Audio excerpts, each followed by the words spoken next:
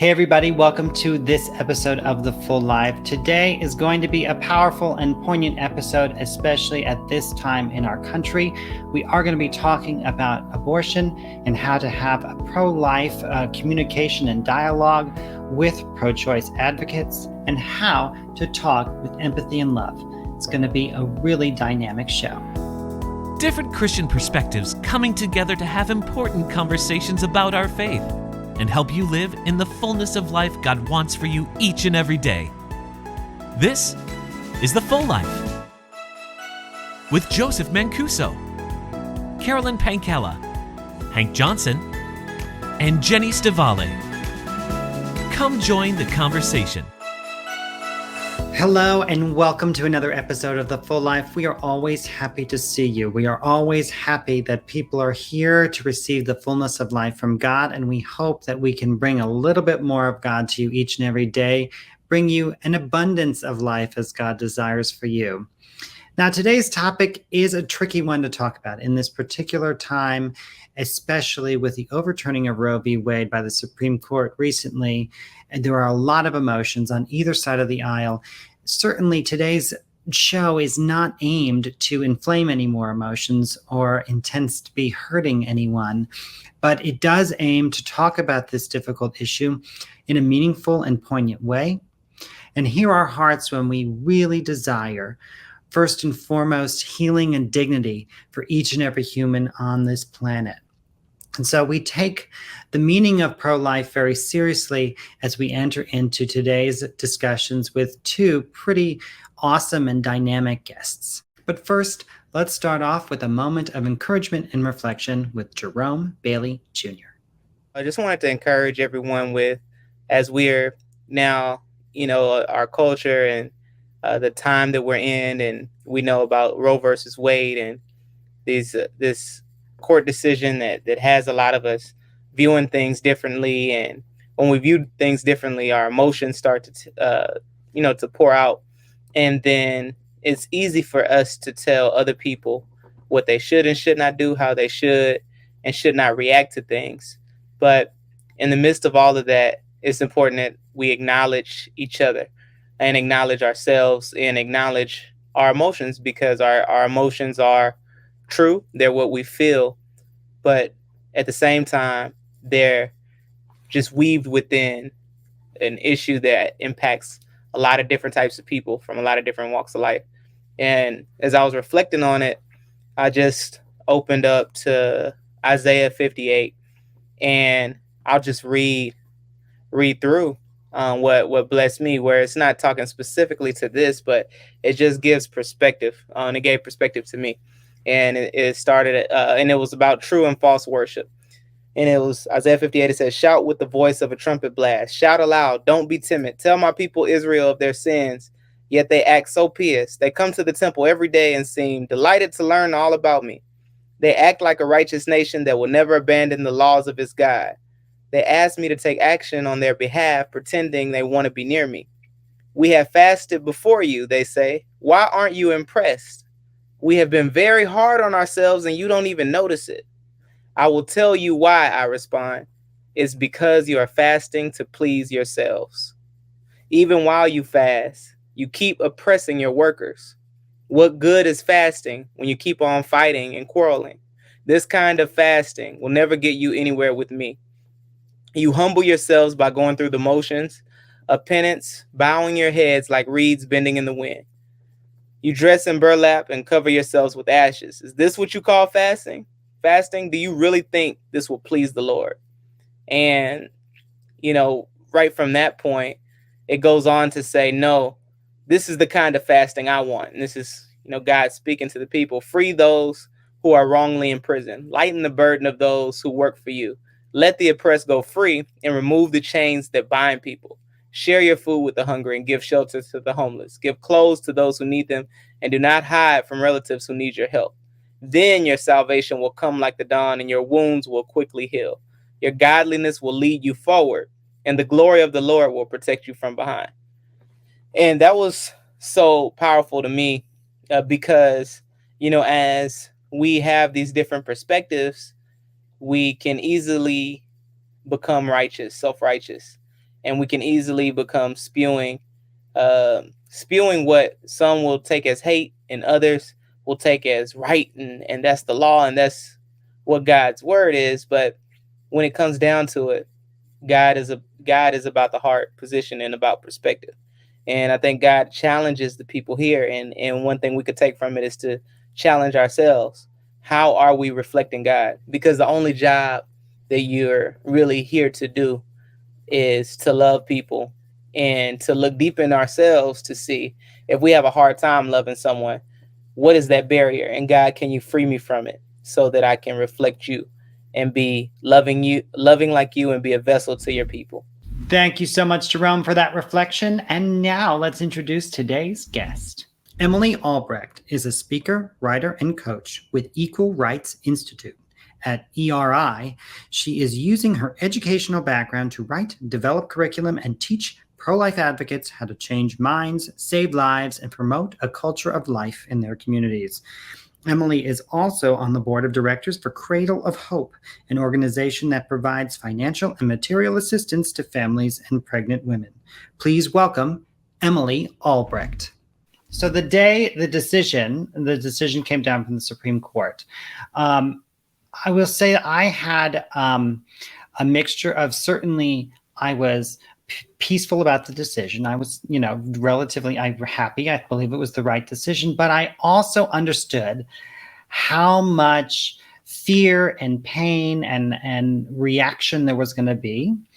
And there was, some people went real out into celebration right away. And it's not wrong to celebrate, but I was sort of hesitant because I said, how is this going to, in the next part of this sort of pro-life communication, how is that going to help things? So, I guess how do we communicate from here? How do we continue this dialogue now that this is so raw, and especially at this time? Dialoguing is, I think, at its utmost importance in these days, right after the decision and the months coming forward, because you're right, there are a lot of people, a lot of women in our country who are feeling very, quite honestly, betrayed. They're feeling like the government has taken away something that they believed was their right for the last 50 years. And not only was it their right, but it's something that was going to severely affect many of their lives. It's affecting their behavior. It's affecting how they're going to be able to grow as individuals. It's going to affect their education or their finances, or it's going to affect them dramatically. And so, quite honestly, I would be weirded out if they weren't upset and expressing that upsetness. That would mean that they didn't really think this was that important. I've known for years how important they believe this right was to them. And so it is perfectly understandable that people are having the reactions that they are. And at the same time, on the pro-life side, it is our job, if we're going to make abortion not only illegal, but unthinkable throughout this country, that we have to have those conversations that are going to change hearts and minds. Because without Roe versus Wade, that means that individual states get to make their own laws about abortion. And so that means that individual voters matter in a way that they didn't before. And having those conversations, changing hearts and minds around you, is what's actually going to affect the law. And so we have this duty to have conversations if we're ultimately going to make abortion illegal. And we also have people that are hurting. And that's the exact moment when we need to be having those conversations. We need to be there for them. We need to give them the space to express how they're feeling. And so that means, just for me personally, the conversations I've been having over these days since that decision came out are very, very focused on love and empathy, and trying to understand where pro-choice people are coming from and how they're feeling about this decision. Yes, I am here to make pro-life arguments. That's what I do. But my number one goal is to love people in those conversations. And right now, pro-choice people need a lot of love and support, and women in difficult pregnancies need that love and support. They need to see a side to the pro-life movement that, quite honestly, stereotypes say there isn't. They say there's not that side to the pro-life movement, and we have this opportunity to break that down and be both incredibly intelligent and incredibly loving. I guess that was my question, is how do you do that? Because I think that, this is, I think this is one of the most complex issues that's made very black and white. I mean, if you look at the pro-life movement, most Christians supported choice. up until maybe the 80s. And that's tricky for some of us, right? You look at it church history-wide, when did life begin? We don't really have a good answer. It's just probably the last 20, 30 years, we think we have a good answer. So how do you have these conversations? I'm not going to provide any tips right now that aren't things that could be applied to literally any conversation about a controversial issue. This is just 101. How do you talk to people? And that means learning how to ask good clarification questions. Like, we all love to assume things about other people instead of actually getting to know the person standing right in front of us. One of my absolute favorite quotes from the Bible is from Colossians 4:5-6. It says, "Conduct yourself with wisdom towards outsiders, making the most of the opportunity. Let your speech always be with grace, as though seasoned with salt, so that you will know how you should respond to each person." I think that is how Jesus would talk about abortion if he was here today. He would conduct himself with wisdom towards outsiders, making the most of the opportunity. He would not just avoid talking about abortion because it's too controversial, which I see way too many people that are Christians doing today. They just want to avoid talking about it, especially church leaders. That's not what Jesus would do. But my favorite part is that second part. He would know how to respond to each person. And that to me means getting to know the person standing right in front of him and what their needs are, what their concerns are, what their worldview is, what experiences they've had in their life that brought them to this position. He wouldn't just respond to some stereotype of an idiot on the other side. That's not what he would do. He would love this person. And not only does that bring someone's walls down, when they feel like you are genuinely trying to understand them, you are asking really good questions and just silencing your inner monologue, really listening and taking in what they're saying.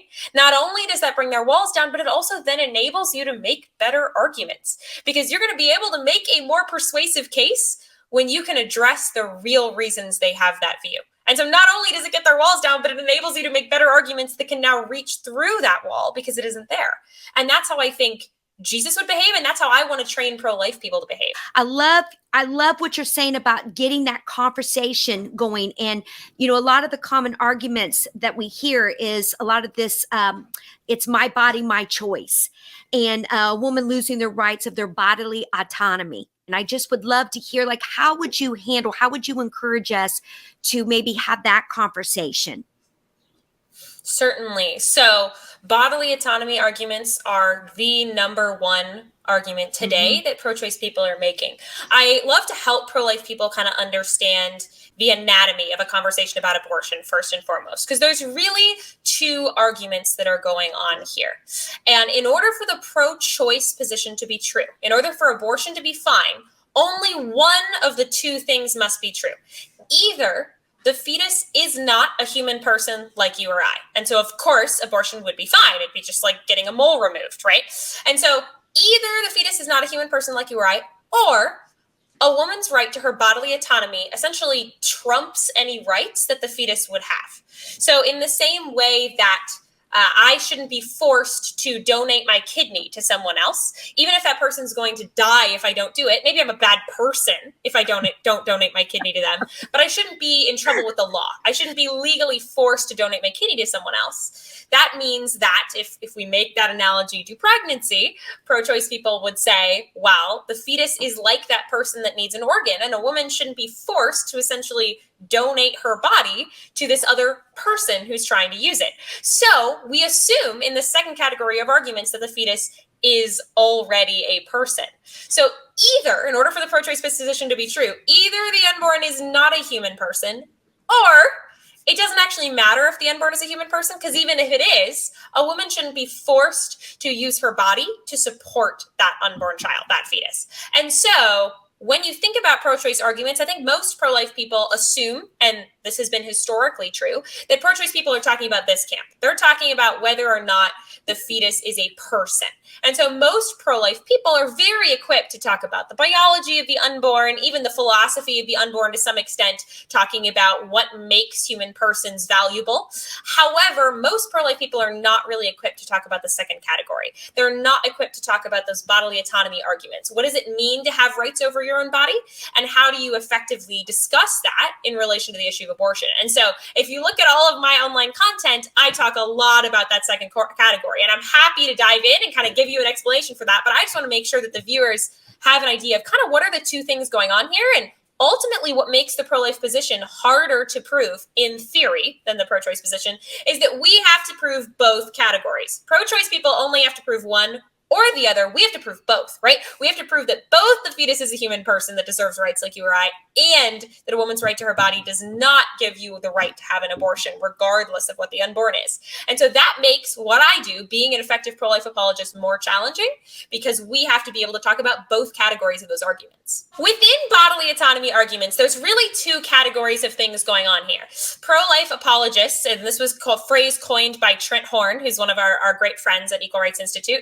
Trent Horn has categorized bodily autonomy arguments into two kinds. The first one is called a sovereign zone argument. And that is essentially what my body, my choice as a slogan is. My body, my choice represents the idea that my body is my sovereign zone. In other words, why this is called a sovereign zone argument, right? My body is my sovereign zone. And so I can do anything I want with anything inside of my body. Of course, since the fetus is inside my body, it would follow that abortion has to be fine because I am making a decision about what happens within my own body. The sovereign zone argument, of the two kinds of bodily autonomy arguments that I'll briefly talk about here, is the weaker of the two. Like, if it was my job to explain to pro-choice people how to make better arguments for abortion, this is not the argument that I would tell them to use. And it ultimately ends up being a really weak argument because it claims too much, claims way too much. It is quite clear that you do not have the right to do anything you want with anything inside your body. And quite frankly, pro-choice people don't think that either. That's why the first step that I always use to respond to the sovereign zone position is by asking what a pro-choice person thinks about restrictions on abortion. Because statistically, we know that 72% of pro-choice people, according to a 2019 NPR PBS NewsHour Marist poll study that I have memorized conveniently, 72% of pro-choice people think that there should be restrictions on when abortion happens during pregnancy. They're really uncomfortable with late-term abortions happening after viability, things like that.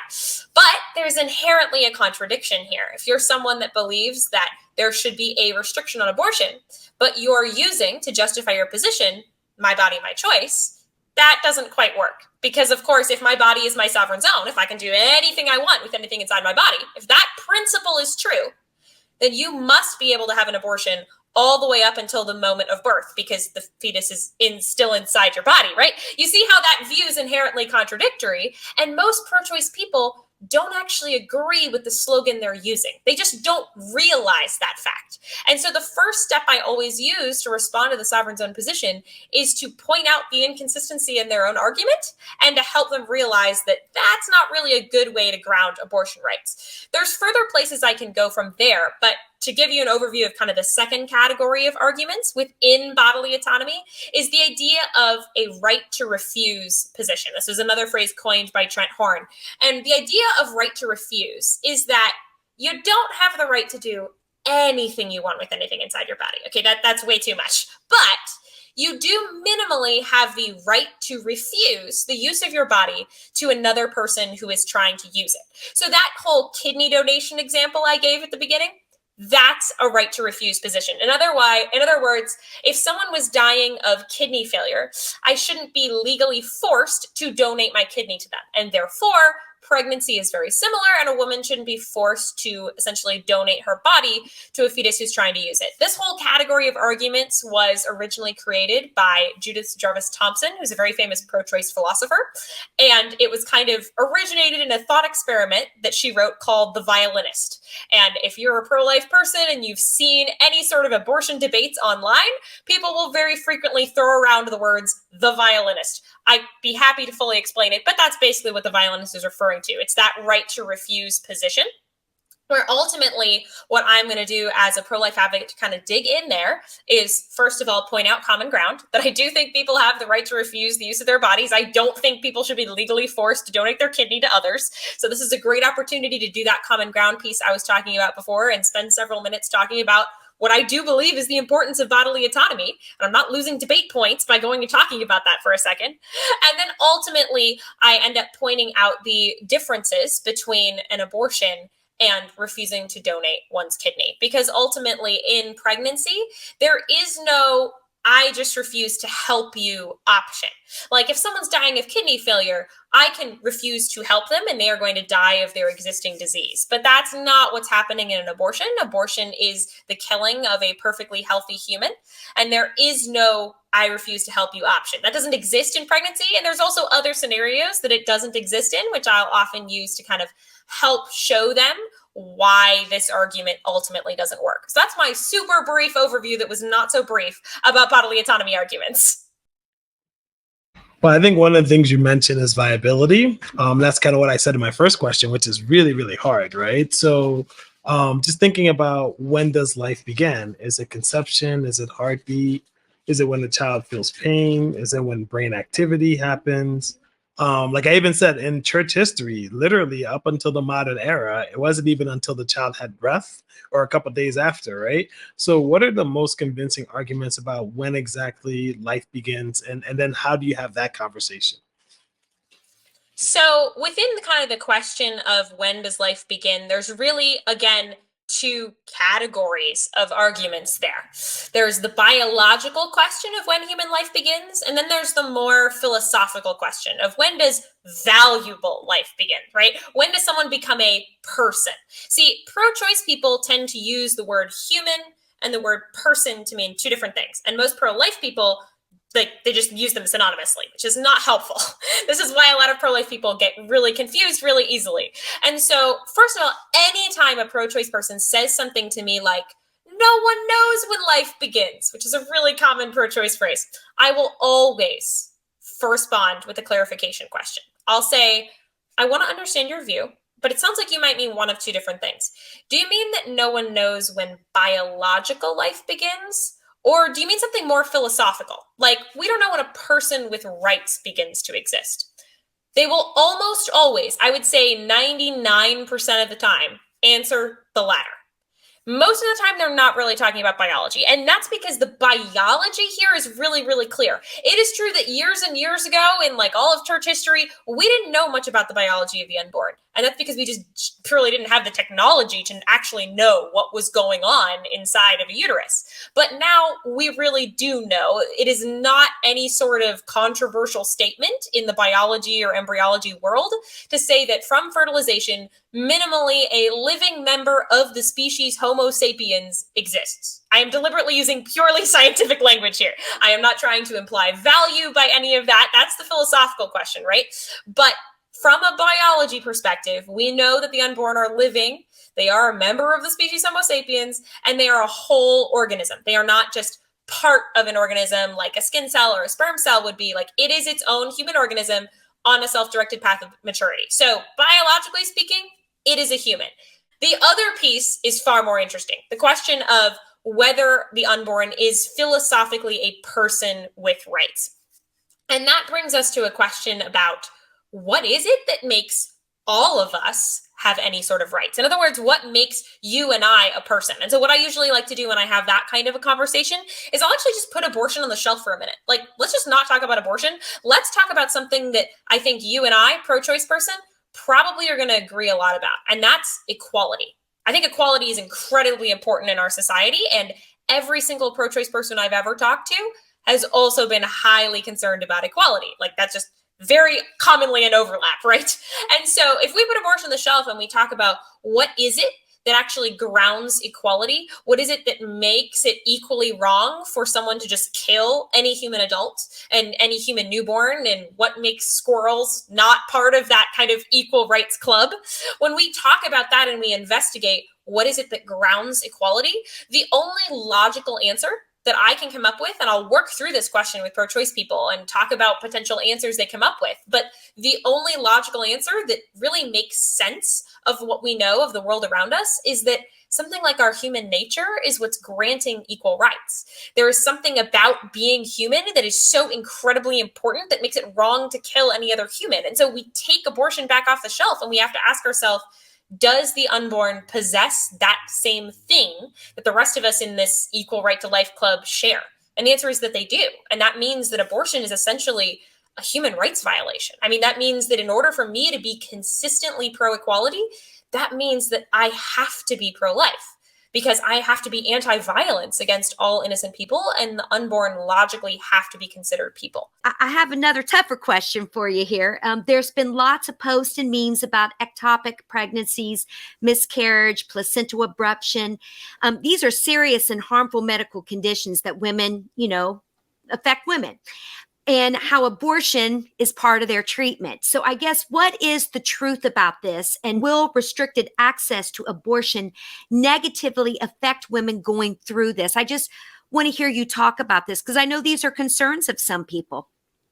And they're incredibly valid concerns. I understand why people would be incredibly scared that they're not going to be able to get the medical treatment that they need, because there are situations in which women's lives are at risk in pregnancy. They're rare situations, but they are real situations. And sometimes I hear pro-life people say things about how rare it is, and therefore we don't need to talk about it. And that's ridiculous. That's still thousands of women every year. They are real women. They deserve to be discussed. And so first and foremost, to the pro-lifers out there, stop saying that. Stop saying this is incredibly rare, and be willing to go there and actually talk about these hard cases. So the first thing that I want to say is that I do not want any woman to die because of her pregnancy. I think we need to do absolutely everything that we can to help that woman. If a woman's life is truly in danger, if she is going to die, then I think she has the right to take medical action to save her own life. Now, there are two patients here, because the fetus is also a person who deserves an equal right to life. And so that means that basically we're talking about triage. This is a case where we have two lives, and if we can save them both, I believe we have a duty to save them both. But if that's not possible and we can only save one, then yes, let's save the woman. If this is an ectopic pregnancy, that embryo is not going to survive. What literally is happening in an ectopic pregnancy is the embryo has been implanted in the fallopian tube. And if it grows in the fallopian tube will burst, and the embryo will die, and the woman will die. And now we're at a score of 0. Okay, I have two lives. I'm trying to save them both. And so we should absolutely save the woman. The embryo is not going to survive in that fallopian tube. And so there are a variety of procedures there that we can do to get that embryo out and save the woman's life. And if there was a way to save that embryo's life, I believe we need to do that. Right now, we don't have technology to do that. And I would love us to have that technology very soon. But there are cases later on in pregnancy where something can go wrong, and we can do a C-section, get that fetus out of there, get that child out of there, and we can successfully save both lives. And so we need to do everything we can with these two patients here, just as we would in any other kind of triage scenario. One of the things that has been on my heart, and I've learned through research and talking with people on this show, I've asked our other guests as well, and it really is that we do know statistically through research that abortions negatively affect lower socioeconomic groups and areas in our country. And so my question is now, what can we do as a pro-life community and pro-life advocates now that we haven't been doing or not doing well enough in order to make sure that they have access to care, they have access to options, so they feel empowered in ways that maybe they haven't yet? Yeah, there are so many people who do not want to choose abortion. I always tell pro-life people, no one has abortion in their 5-year plan, okay? No one is wanting to do that in their life. Most women who have abortions feel incredibly trapped. They feel like they are in a situation in their life where they have no other option. And the biggest factor, if you look at research that's been done, studies that have been done of women who have had abortions, the single biggest factor for what caused them to do that was financial concerns. And so, yes, you are right. The people in lower socioeconomic statuses are going to be disproportionately affected by being unable to get an abortion. And so that means that the pro-life movement has to, and I believe can, step up and help to fill that gap. And I think there's two primary ways that we need to do it. Number one is by expanding the resources that we already have. Pregnancy resource centers are incredible. They provide a ridiculous amount of free services to women and families and children during pregnancy and long after pregnancy. I work with pregnancy resource centers all around the country all of the time, and most of them continue serving women for years after birth. I was just working with a center the other day who still has a client whose child is 8 years old now, and they are still serving her with free services. That none of this pro-lifers are just pro-birth. Okay, that's not the case when I am looking at a pregnancy center who is serving this woman who has an 8-year-old child. And they've been serving her consistently for the last 8 years. We have those systems in place. We have pregnancy resource centers 4-1 to abortion clinics in this country. But that is not enough. We need to expand. We can get more pregnancy resource centers. We need more funding. Imagine if all of the funding from abortion clinics went into those pregnancy resource centers, how many more supportive services we could offer, right? We're offering free medical services. We're offering all sorts of support groups, all this material assistance. I'm also on the board of an organization that kind of provides more or less a parent organization to all those local pregnancy centers. So if a local pregnancy center, say, has a woman who is experiencing homelessness because she's about to be kicked out, evicted from her apartment, she can't make rent, and that local pregnancy center, they don't have the money in their small place to give her everything that she needs, they come to us. They apply from us and say, hey, we need big bucks to help this woman that we're servicing, and then we will provide that. So there are all of these local agencies that are creating those relationships with women, providing medical services, providing all these support classes, parenting classes, support work groups, all of those resources, along with organizations like the one I'm on the board for, Cradle of Hope, who help to provide those bigger items to pregnancy centers. So we have this network, but we need to expand it. We need to be able to service more women with more resources consistently. So I think both that needs to happen. I said there's two things. And the second thing is that we need to be providing actual government programs that can help on a greater level. I'm not here to endorse specific kinds of government programs, but I do believe that every pro-life person needs to seriously examine what kinds of programs they would be willing to endorse and support. And so I'll be totally transparent about some of the research that I have been doing lately to just see what I, as a voter, would be interested in doing. So one example of that is that currently Medicaid covers all prenatal, childbirth, and postpartum expenses up to 60 days afterwards for women that live below 133% of the poverty line. I think that's wonderful. I think that needs to be expanded. I think that threshold should probably go higher. And I've been doing a lot of research. I don't know what that percentage should be, but I think that it needs to be less expensive in our country to give birth than it is to get an abortion. Like currently, it is a lot less expensive to get an abortion than it is to give birth. And that's a problem. And I want to fix that. And one way that I've been looking at it is trying to figure out, okay, would it work to expand Medicaid? How could we do that? That's something I've been personally exploring. I'm also interested in expanding maternity and paternity leave. I want to make sure that companies don't have this incentive to pay someone to get an abortion. Because right now it is way cheaper for a company to say, I'll pay for you to travel across the country to get an abortion. That way I don't have to pay your maternity leave. That is a huge problem. We need to reverse those corporate incentives so that families don't feel like they have to run back into the workforce afterwards. They have that support for them. And we also just fix the wider problem of this kind of two-income trap. Elizabeth Warren is famous for kind of bringing this up. And while I disagree with Elizabeth Warren about a lot of things, I think she was right to point this out, that we have this society where you must have two incomes to survive in most families. And I don't think that's healthy. I want people who want to be able to stay home with their children to be able to. I want us to have the kind of programs that enable that so that no one is trying to run back into the workforce if that's not what they desire to do. So I've been exploring those kind of programs, as well as what it would take to really enforce prenatal child support laws. Most people in the United States have no idea that prenatal child support laws exist. Every single state in the country has prenatal child support laws. I know, crazy. You had no idea. I had no idea. I have never heard that. Every single state. Yes, you can be forced to pay child support while that child is still in utero. And yet no one knows that. And so that means it's not enforced. Women don't know to apply for it. People don't know that they can get it. And that needs to be common knowledge and needs to be actually enforced. If there is a man who gets a woman pregnant and he wants to run, Obviously, I don't agree with that. He shouldn't do that. But at the very minimum, he must be forced to pay prenatal child support laws. That should not be completely on the woman to pay for all of her medical expenses during pregnancy. If he's going to be forced to pay for it after childbirth, he needs to be forced to pay for it before. And we have the laws, so let's enforce them, people. That's like mind-blowing, because I've seen things on social media like, well, he should pay child support from the minute it's consent. Well, you should. You can, and you should be. Actually, You can. by the law right now. But no one knows that this is a thing.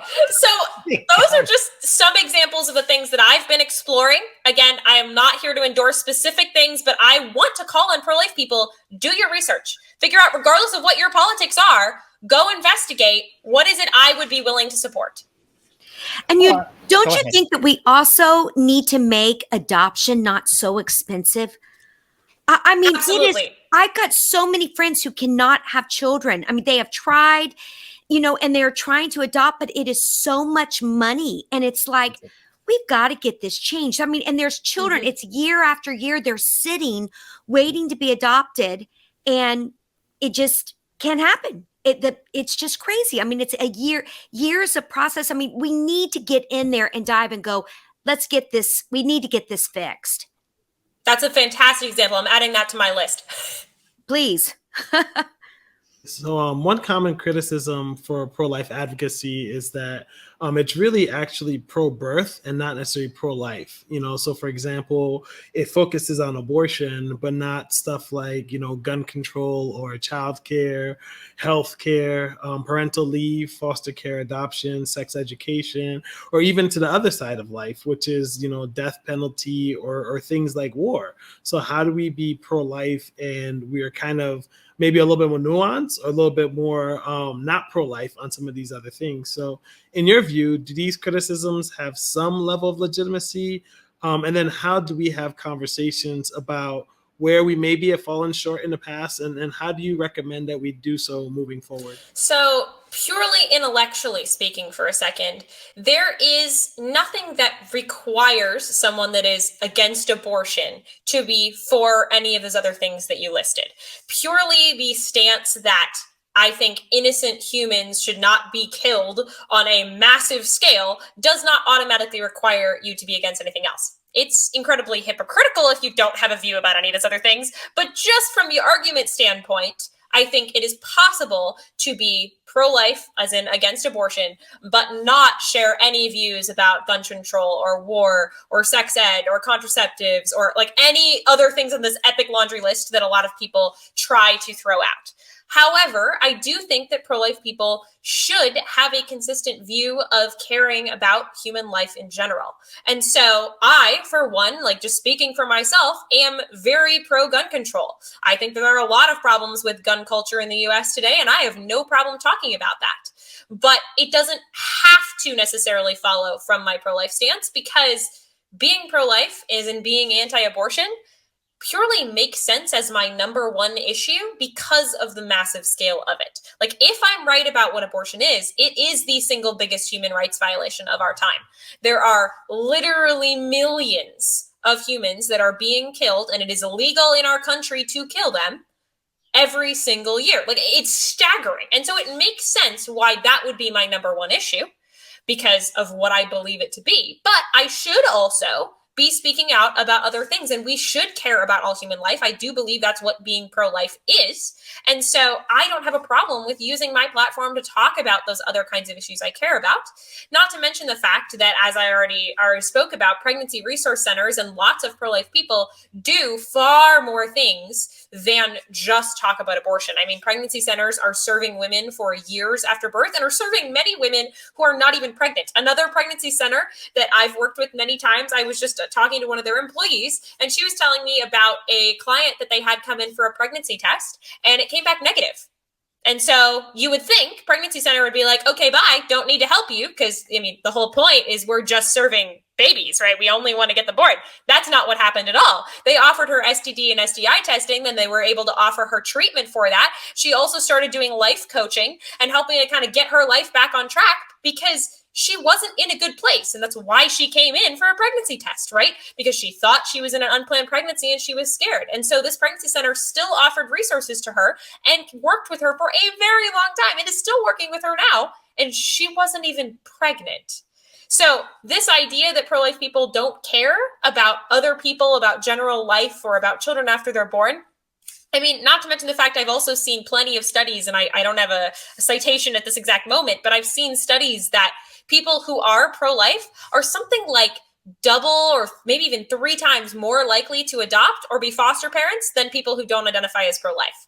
Like, we can and we should step up in these other areas. It doesn't require of me, by the logicalness of my pro-life position, that I have to be willing to be a foster parent. But the reality is, pro-life people are, and we need to step up and we need to show people that we care about all human life because it is the right thing to do. Yeah, and I think the important thing there is not even intellectually, right? I think this is a theological question. You know, we're talking and appealing primarily to people who, at least from my experience, pro-life people tend to be Christians, right? So to me, the theological question is where the other criticisms are legit. It might not be logic that, so for me personally, if you are, you know, pro-life with abortion, it makes no sense theologically to be pro-life and support war, right? And support death penalty, for example, because I think that we as Christians are supposed to be the life people. So I don't know if you have any, I don't know your theological background, but I was just curious too, as a follow-up, is this also a theological thing? Because you speak a lot about innocent, but we as Americans, for example, have been at war over 93% of our existence, and not everyone that's been killed in those wars has been someone who quote unquote deserved it, which even if they did, that's tricky because Jesus says, love your enemies. But I'm just wondering if you have any theological basis for some of our pro-life position. Yeah, I was just curious about that. I think that anyone can be pro-life, and I work with many atheists in the pro-life movement, and I'm so glad they're here. And so I don't think that you have to be a Christian or that God even has to exist for the pro-life position to be true. And that's why when you hear me talk about abortion, I am using completely secular arguments. But as a Christian, that means my obligation goes further. I agree with you, Hank. I think now I have an obligation to do all sorts of other things besides just argue against abortion, because I believe that human life is valuable. And that's why I have wider views against violence. That's why I am against the death penalty, and I've spoken about that. That's why I have views about gun control. That's why I am against so many wars. I mean, I believe that just war is a thing, hypothetically, but we could have a debate all day about whether or not we've ever actually had one. And so I feel obligated to speak out about those other things because I am a Christian, but not because it logically follows from my position on abortion, which is purely secular, because I want to make sure that we can make abortion illegal today, regardless of other people's views. And as a side note, convincing people about abortion, having those conversations often turns into conversation about religion later. And it is frequently kind of a pre-evangelizing conversation to talk about abortion with someone in a secular way. Really, what Equal Rights Institute is known for in the pro-life movement is providing pro-life apologetics training. We exist to help pro-life people have these conversations. And so that means that the rest of the pro-life movement comes to us to learn how to have these conversations, both how to use those practical dialogue tips to get someone's walls down, and then what are the arguments I should be making and how do I make them effectively? I mean, that's literally all of our online content. And so what I do as a large part of my job at Equal Rights Institute is train young people in having these conversations. I run our affiliate group program, which is a program by which young high school, college, and local church pro-life groups will affiliate with us in order for us to provide them with tons of free apologetics training and mentorship, and then support as they go out and start doing outreach into their local community. How I got into doing pro-life work was through being in one of those clubs when I was in college. I was in a club that went through ERI's apologetics training and went out. We would literally set up a table on my college campus weekly, every single week, my entire time of college, and have conversations with the pro-choice students on our campus. We were changing hearts and minds and exploding the pro-life club in size by students coming out of the woodwork wanting to engage in these conversations, students changing their minds and becoming pro-life and wanting to tell other people about that. We were having those conversations, and we completely transformed the culture of our college campus. And now, in my job at ERI, I work with all of these groups all over the country and, quite frankly, all over the world. We just expanded. We have 2 groups that are in Denmark now. now, 2 college pro-life clubs there that are out having these conversations with their campuses. I really think the way to reach young people is with young people reaching young people. And now let's turn to the fullness of prayer. I pray by journaling. Journaling has been a wonderful way for me to kind of center myself in prayer, because I'm one of those people that gets distracted really easily. And if I am just, sitting somewhere praying, my mind will often wander. That's a personal problem that I have. And one way I've been able to channel that wandering is by doing it in the form of journaling. That kind of pencil to paper speaking to God has helped me to just stay focused, stay on track. And it's not journaling in the sense of other kinds of just like diary journaling. Like, I am essentially writing out what my prayers are. As many people speak them aloud, I am physically writing them, and that just helps me to stay grounded and connected. And I always bring that prayer journal with me whenever I go to a church service. And so I have it there. I am reading through the prayers that I have written in the past, and I will always take a few minutes after that service to write down what I felt God was speaking to me in that service. And so that has been a really tangible way for me to feel connection to God through my prayer and help me to really stay grounded during that time. That prayer journal has made all the difference in my personal prayer life. I believe the way you are communicating can effectively change hearts and minds. I do. And that's why I was so happy to have you and the Equal Rights Institute on the show.